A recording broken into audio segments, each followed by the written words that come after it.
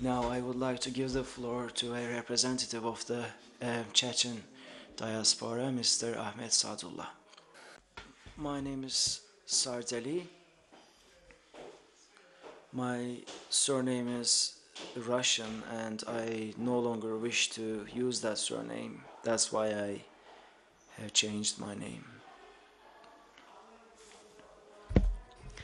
I would like to salute everyone who is on the path of Allah. First off, I would like to thank İmkender and all the other organizers for making this event possible, especially distinguished chairperson. Thank you very much for your efforts, and may Allah recognize and congratulate and reward your efforts. All of these events, all of these organizations should end in concrete deliverables. We talk about great offense.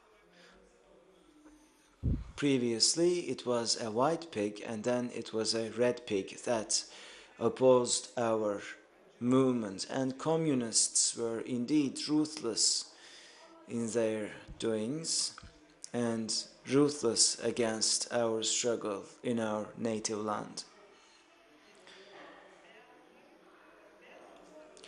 White Russians' violence was exceeded by the Soviet army.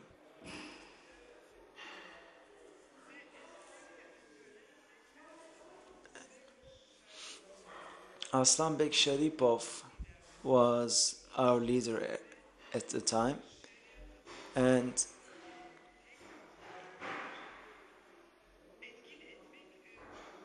it was rather difficult to reactivate Sharia law at the time, and that moment onwards resistance was weakened, and amongst Chechens there were different segments, because some people wanted a secular state, and of course after these incidents they had to flee their land and went to several European countries and started living in these countries in exile. But those who supported Sharia, the majority did not give up on this resistance, and they started understanding their religion better, and they started understanding how to fulfill their religious obligations in a much more accurate fashion. The Chechen struggle of independence also has had similarities to important events taking place in Russian history. We do believe that the Emirate of Caucasus that will be announced in the future will be a brand new one, and we will not be repeating our past mistakes.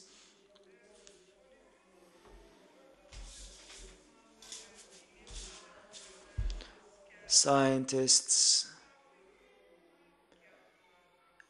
and several members of the military made several different comments about this Emirate of Caucasus, and these comments were largely made by people who were living in Europe, who had fled the region, and these people actually interpret the facts rather inaccurately.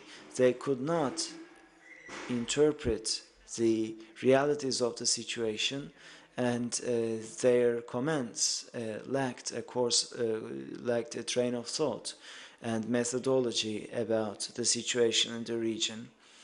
Because in order to further our struggle, we need an analytical approach. If we want to continue this struggle, then we need to discover new ways and means to reach our final goal.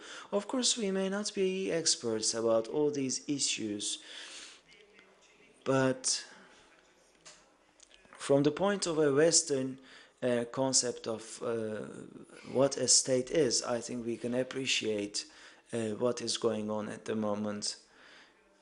My apologies, I have mixed my papers, says the speaker.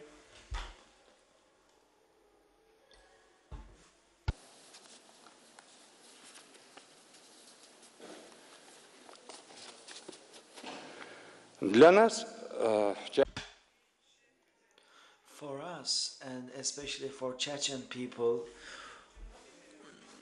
a people who has struggled for hundreds of years, we have suffered many losses, not just our cities and our people, but our freedom was restricted and we suffered many injustices.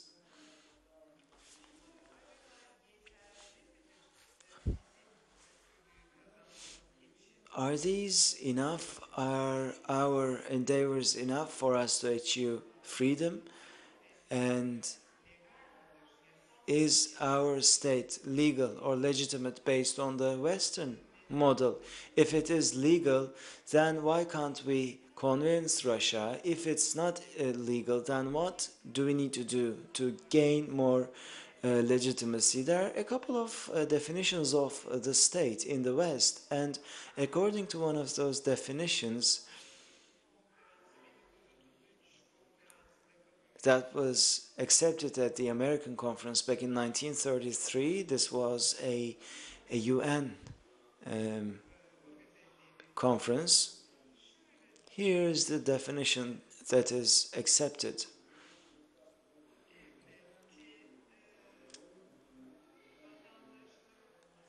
The state needs to have citizens, and these citizens should assume responsibility and acknowledge the administration. And also there needs to be a government, there needs to be a governmental body for execution. This is the rough definition of a state. In addition to this, as an independent state, you should be recognized by other states. So what does this all necessitate? The current situation in Chechenistan, is it suitable for this model? If not, which components are not suitable and which components need to be improved? Well, citizens, i.e. the population, complies with the Western model.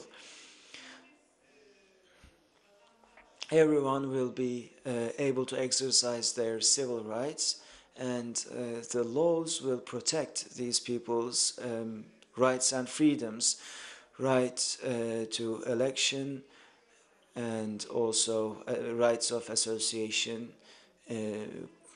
and social rights as well are involved in this picture. As for social rights, we can talk about education and health and similar basic rights.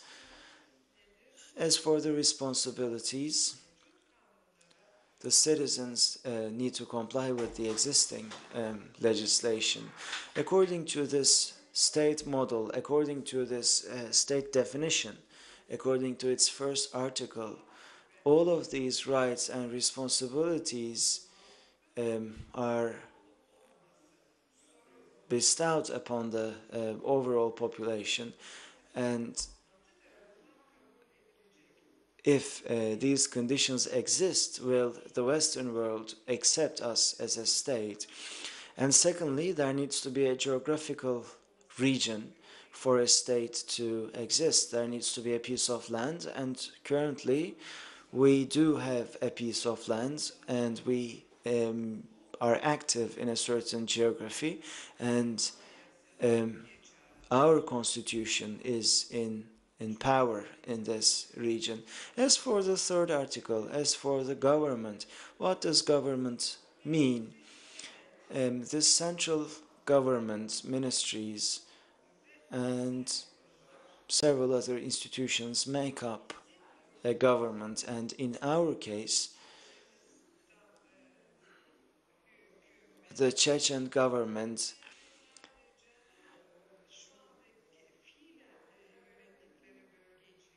right now is recognized for the region that it administers, not for the entire geography. There are 4 governments. Chechens have founded 4 different governments in total. They don't have an army, they don't have sufficient population, but they have a prime minister. I will not name his name, but as for the 4th article, according to this description, other countries need to recognize this state. Of course, it's one of the prerequisites of being a sovereign state in terms of diplomatic relations. Recognition is very important, and as for accession into the United Nations, this is very important. Several different states like Dakota, Kurdistan are not recognized by the international community, and the governments and the states that are a part of the United Nations should recognize newly formed states.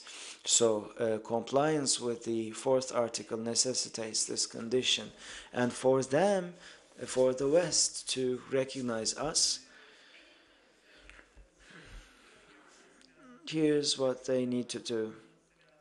Well, here's what the state needs to do. The state needs to be powerful in the entire region, and we should set our borders very clearly in the region, and we should also make sure that the citizens respect the government, and we also need to have a constitution, legislations, and directives, and according to the Western state model, this is what we need to comply with.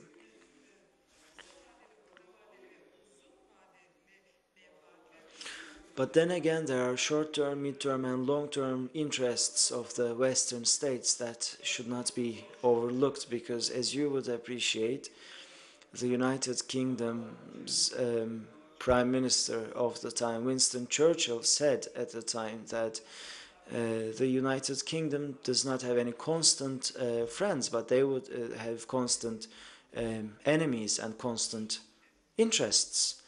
And I believe this holds true for all Western countries. This is a principle that is being employed by all the states in Europe. They do not look out for true friends or true allies, but allies that are based on interests. Otherwise, our situation would have been different, because also there's the natural gas and there's the oil reserves.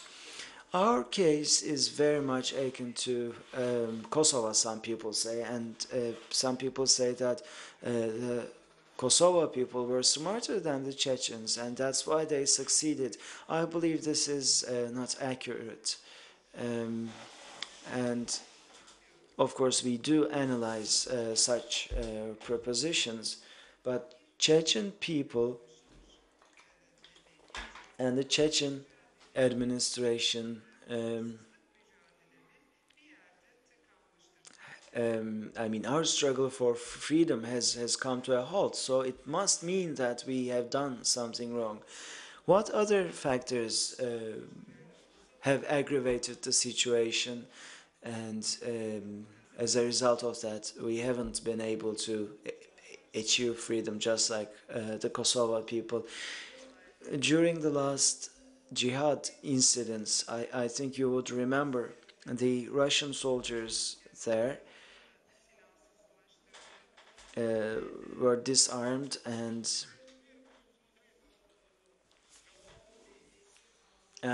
we did captivate them. But how come we were short of achieving freedom?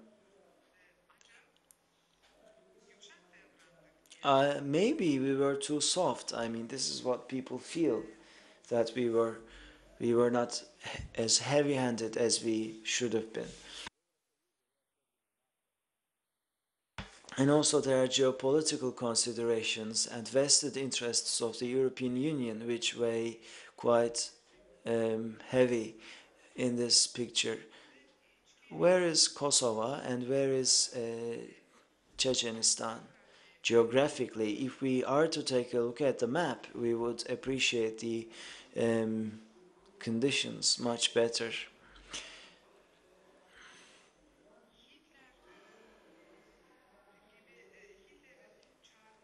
In Kremlin, the announcements that are made are not dissimilar to announcements made by Hitler back in the day.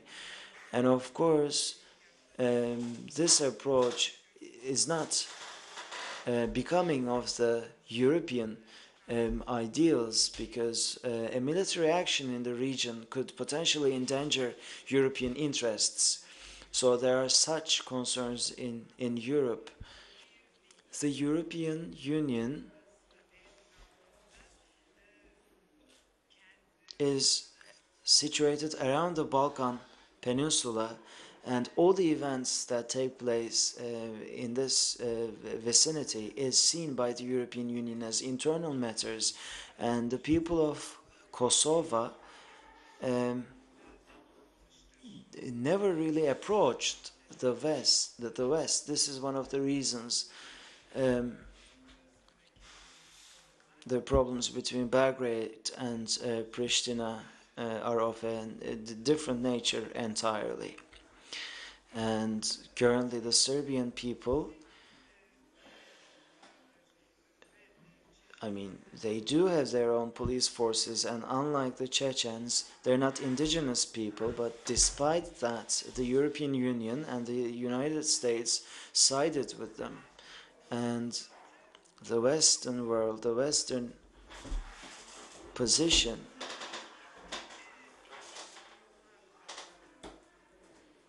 is not based on ethics. I mean, their approach is solely based on interests, and their interpretations and approaches are dictated by their interests.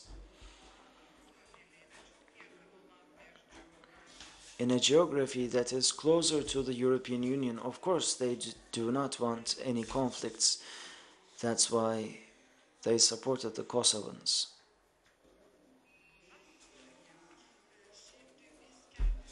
So now, let us not fool ourselves. We shouldn't say we should have done like the Kosovans, we could have won our freedom and so on. We should not use such discourse, because they are not realistic, and they do not reflect truth. I mean, this is not how things could have been and will be in the future. There is another perspective of this matter. If the West and Russia are competing on a political arena, then it means that the Russian Federation, the West would like the Russian Federation to disintegrate. Some people think this way. Of course, the West does not want Russia to be powerful. Of course, integration would serve the interests of the West, but here's how I personally feel. Of course, Russia is a potent figure, but a couple of powerful, resistant opponents would not serve the interests of the Western world.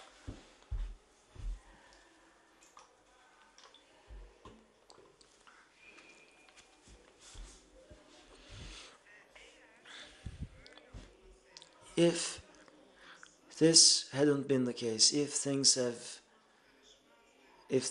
had been different, then Russia wouldn't have intervened.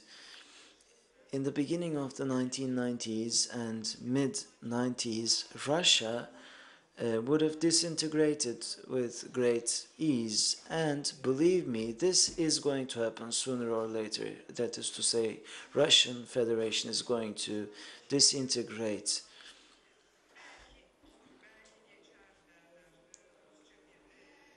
Some Russians do not believe this would be the case, but really, truly, I think this is going to happen. And right now, The Russian economy is being helped by many Western companies.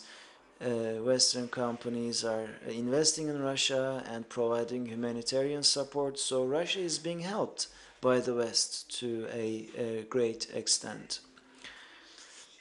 And there is something that we need to be cognizant of. The West does not want Russia to disintegrate, but the West wants Russia to be to be faced with many problems and to have as many internal problems as possible. The sooner we realize this picture, the better it would be, and the more successful we would be in our struggle. Some people, if they want a democratic Ichkeria, if they envisage a democratic Ichkeria, this is what they need to remember. The current allocation of powers does not have the West in the equation. We need to be faced with this reality. There is no Chechen issue as far as the Western world is concerned, and there is no Republic of Chechenistan as far as the West is concerned. It's almost non-existent. They see this as a non-issue, and maybe they can use this in order to exert pressure on Russia. But once the cards are dealt, I don't think they're going to care about Ichkeria or the problems of people living in the region. I don't think this would be the case. And they would lock this up in a drawer and forget about it, really. So, as I said previously, Chechenistan is only a weapon or a source of manipulation for the West. Those who still play this game might be thinking that perhaps a politician from the West or an NGO from the West, they would listen to you. I mean, they would only listen to you, but they wouldn't do any more than that, and we shouldn't have false hopes. At the beginning of the 90s, mid-90s, in 2000s, after the disintegration of the Emirate of the Caucasus, I think, the trend was always the same. They do not acknowledge us, they do not recognize us, because it doesn't serve their purposes. The more powerful Russia is, the less expectations should we have in terms of this. And we shouldn't have false hopes, and we should recognize this situation. Tohu Umarov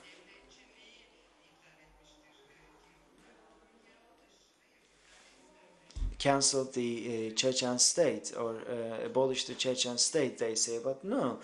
He actually deepened the entity and brought a new perspective to the whole issue, and also included other peoples in the region to the borders of the Emirate of the Caucasus, because we can only succeed and triumph if we join our forces. Tokhum Umarov is doing what all the Muslims should do, and this he saw as his responsibility and his calling, because the Sharia law also necessitates that we should strive to establish Sharia law on earth, and we should establish a Sharia state, which is what Dokuma did. Thank you very much for your attention. I did not want to interrupt Mr. Sertolon because he came all the way from Northern Europe, from a long distance, to address to you. Although he had exceeded his time, I did not want to interrupt him, and he had even much more to say, but he could not due to time restrictions. Thank you.